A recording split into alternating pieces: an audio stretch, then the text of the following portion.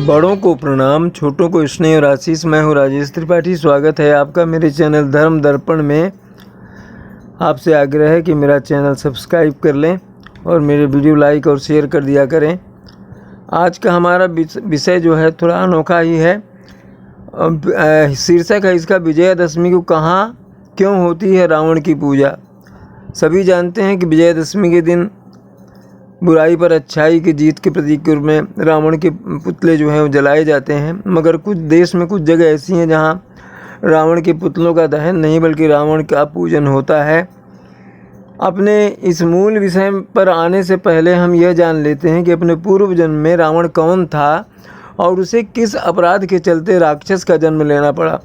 यह भी कि उसने राम से शत्रुता क्यों की और क्यों किया सीता का अपहरण।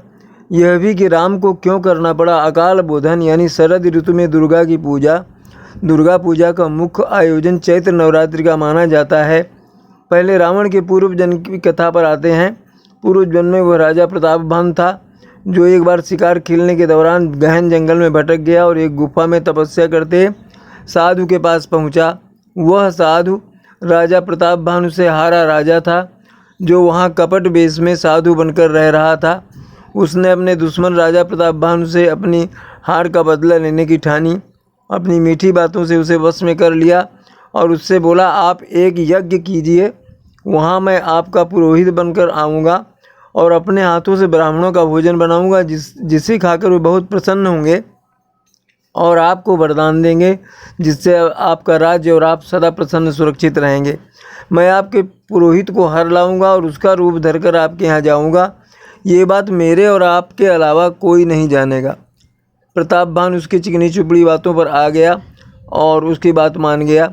इसके बाद वह मायावी साधु राजा को उनके महल में छोड़ आया और उनके पुरोहित को चुपचाप उठाकर अपनी गुफा में कैद कर लिया और स्वयं राजा का पुरोहित बनकर यज्ञ संपन्न कराया और ब्राह्मणों के लिए भोजन बनाया। जब ब्राह्मण भोजन करने बैठ गए तभी आकाशवाणी हुई, हे विप्रो, यह भोजन मत करना, इसमें ब्राह्मण का मांस पड़ा है। आकाशवाणी सुनते ही सभी ब्राह्मण बहुत क्रोधित हुए। वे भोजन किए बगैर उठ गए और जाते जाते राजा प्रतापभान को श्राप देते गए कि हे पापी राजा, तूने हमारा धर्म भ्रष्ट करना चाहा, जा तू अपने पूरे परिवार समेत राक्षस योनि में जन्म लेगा। वही राजा प्रतापभानु रावण बने और उनका सारा परिवार और अन्य लोग राक्षस बन गए। अपने वंश के उद्धार के लिए ही रावण ने राम से बैर मोल लिया और उनके हाथों वो मारा गया और युद्ध में उसका सारा परिवार भी मारा गया। रावण बहुत ही पराक्रमी था। उस पर विजय पाने के लिए राम ने शक्ति यानी दुर्गा की आराधना आश्विन मास में की। आमतौर पर दुर्गा की पूजा चैत्र नवरात्रि में होती है, इसीलिए आश्विन में होने वाली दुर्गा पूजा को अकाल बोधन कहा गया। भगवान राम ने शक्ति की पूजा की और उस पूजा का पुरोहित प्रकांड पंडित रावण ही बना। युद्ध में राम ने रावण पर विजय पाई और तभी से उनकी विजय को विजयादशमी के रूप में मनाया जाने लगा। विजयादशमी के दिन देश भर में रावण के पुतलों का दहन किया जाता है। इसे बुराई पर अच्छाई की विजय का प्रतीक माना जाता है। आपको यह जानकर आश्चर्य होगा कि देश में ऐसी जगहें भी हैं जहां विजयादशमी को रावण के पुतले नहीं जलाए जाते, अभी तो उसकी पूजा होती है। इनमें से एक स्थान महाराष्ट्र के अकोला ज़िले में, एक मध्य प्रदेश में के विदिशा जिले में और एक उत्तर प्रदेश में है। उत्तर प्रदेश में यह स्थान दिल्ली से 20 किलोमीटर दूर गौतम बुद्ध नगर जिले का बिसरख गांव है।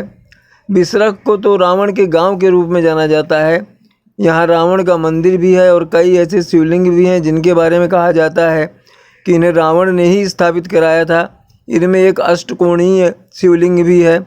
उस काल के एक शिवलिंग की गहराई जानने के लिए खुदाई भी कराई गई, लेकिन उसकी लंबाई का अंत नहीं मिला। ऋषि पुलस्त के पुत्र ऋषि विश्रवा ने बिसरख में ही पुत्र प्राप्ति के लिए शिव की तपस्या की। उसके बाद उन्हें पुत्र की प्राप्ति हुई जिसका नाम रावण रखा गया।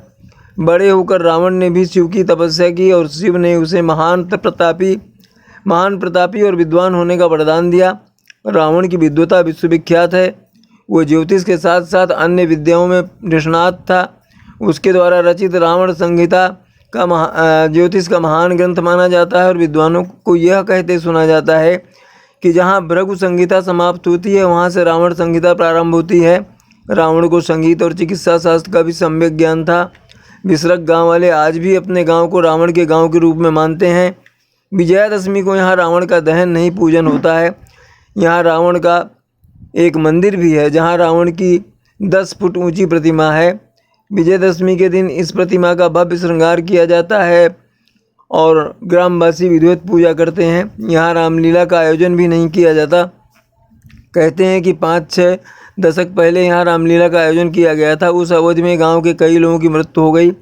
उसके बाद रामलीला का आयोजन बंद कर दिया गया। कुछ साल बाद फिर रामलीला आयोजित की गई तो इस बार रामलीला के एक कलाकार की ही मृत्यु हो गई। उसके बाद फिर किसी ने रामलीला के आयोजन की हिम्मत नहीं की।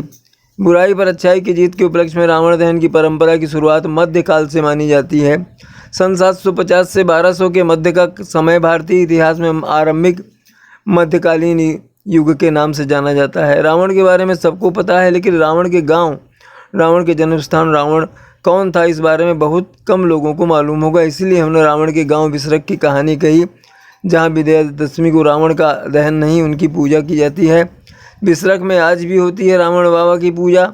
यहाँ अष्टकोणीय शिवलिंग है जिसकी स्थापना स्वयं रावण ने की थी। यहाँ पर लगभग 25 शिवलिंग मिले हैं। बिसरख में लोगों को शान से यह कहते सुना जा सकता है कि लंका नरेश रावण उनके ही गांव में पैदा हुए थे। रावण का बचपन बिसरख में ही बीता था। यहाँ के लोग उसे बिसरख का बेटा मानते हैं। रावण के पिता ऋषि बिस्रवा शिव के अनन्य भक्त थे और सर्वदा शिव की आराधना पूजा में व्यस्त रहते थे। कहते हैं कि पहले इस गांव का नाम बिस्रवा ही था, जो बाद में अपभ्रंश होकर बिसरख हो गया। कहते हैं कि इसे सत्यापित करने वाले कई दस्तावेज भी मिले हैं। इस गांव में लोगों ने अपनी दुकानों और व्यावसायिक प्रतिष्ठानों के नाम भी रावण के नाम पर रखे हैं और उनके नाम व चित्रों के स्टिकर भी लगा रखे हैं। कहते हैं कि बिसरख गांव का उल्लेख शिव पुराण में भी किया गया है। कहा जाता है कि त्रेता युग में इस गांव में ऋषि विश्रवा का जन्म हुआ था। इसी गांव में उन्होंने शिवलिंग की स्थापना की। उन्हीं के घर रावण का जन्म हुआ था। आज भी बिसरख गांव के अधिकांश लोग दशानन रावण के कारण स्वयं को गौरवान्वित महसूस करते हैं। इन लोगों का मानना है कि रावण ने उस जमाने में लंका पर विजय पताका फहराकर राजनैतिक सूझबूझ और पराक्रम का परिचय दिया था। रावण ने राक्षस जाति के उद्धार करने के लिए सीता का हरण किया था। बिसरख में रावण की एक बैठी हुई प्रतिमा भी है जिसकी ऊंचाई 10 फुट है। इसका श्रृंगार किया जाता है और भक्तगण श्रद्धा से इसका पूजन करते हैं और नारियल चढ़ाते हैं। ग्रामीण रावण को महाबुद्धिमान मानते हैं। उनका कहना है कि वेद वेदांत के ज्ञाता रावण का पुतला दहन का अर्थ है अपने धर्म शास्त्रों का अपमान करना, वे नहीं कर सकते। जहाँ रावण की प्रतिमा स्थापित है उस मोहल्ले का नाम ही रावण पट्टी रख दिया गया। यहाँ हर वर्ष रावण की स्मृति में मेले का भी आयोजन किया जाता है। मध्य प्रदेश के विदिशा शहर में रावण ग्राम दशानन की पूजा के लिए प्रसिद्ध है। विदिशा के रावण ग्राम में रावण का एक मंदिर है। यहाँ रावण की 10 फुट लंबी प्रतिमा है। रावण एक कान्यकुब्ज ब्राह्मण था। गांव के लोग दशहरा नहीं मनाते। यहाँ इस दिन रावण की पूजा की जाती है। अधिकतर भारतीयों के लिए विजयादशमी का पर्व रावण पर राम की और विजय और बुराई पर अच्छाई की विजय का प्रतीक है। वहीं देश के अलग अलग हिस्सों में दशहरा के अवसर पर रावण के पुतलों का दहन किया जाता है। लेकिन महाराष्ट्र के अकोला जिले में एक गांव ऐसा भी है जहां राक्षसों के राजा रावण की पूजा की जाती है। स्थानीय लोगों का दावा है कि पिछले 200 वर्षों से संगोला गांव में रावण की पूजा उसकी विद्वता और तपस्वी गुणों के लिए की जाती है। तो ये तो थी आज की कथा कि रावण के दहन के बारे में तो सभी जानते हैं। पूजा भी उसकी होती है उस दिन, विजयादशमी के दिन। ये शायद कुछ कम ही लोग जानते होंगे, इसलिए हमने ये कथा कही। और आज यहीं तक, मिलते हैं फिर अगले किसी वीडियो के साथ। नमस्कार, प्रणाम।